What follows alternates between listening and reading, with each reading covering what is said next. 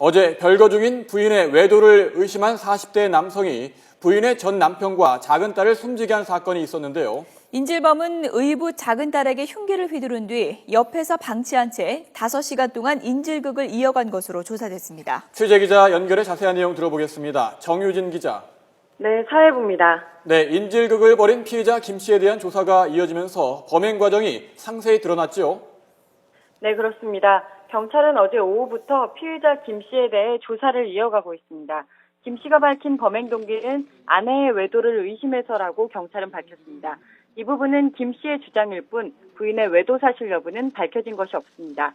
경찰은 김 씨가 전 남편의 집으로 간 이유는 별거 중인 부인이 만나주지 않자 아이들을 붙잡고 있으면 찾아올 것으로 판단했기 때문이라고 밝혔습니다. 경찰이 인질 사건의 내용을 오늘 다시 브리핑했는데요.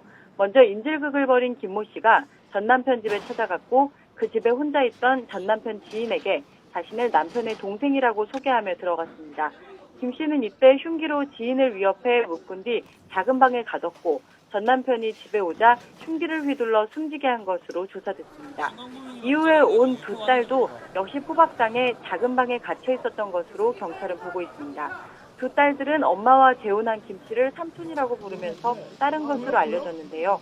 부인이 자신의 전화를 수신 거부해놓고 받지 않자 김 씨가 큰딸 전화로 다음날 아침 전화를 건 겁니다. 전화가 연결되자 김 씨와 부인의 언성이 높아졌고 이 과정에서 김 씨가 집에 오지 않으면 아이들을 죽이겠다고 협박한 것으로 확인됐습니다. 부인은 경찰에 신고하기 위해 전화를 끊었고 김 씨가 흥분 상태에서 작은 딸에게 흉기를 휘두른 것으로 경찰은 보고 있습니다. 때문에 경찰이 인질 협상을 위해 출동한 시점은 작은 딸이 다친 이유였다고 경찰이 설명했습니다. 김 씨는 다친 작은 딸을 옆에 방치한 채 큰딸과 전 남편의 지인을 인질로 삼고 경찰과 5시간 동안 대치했다 붙잡혔습니다. 김 씨에 대한 조사가 진행되는 가운데 오늘 오전에는 어제 숨진 전 남편과 작은 딸에 대한 부검이 진행됐습니다.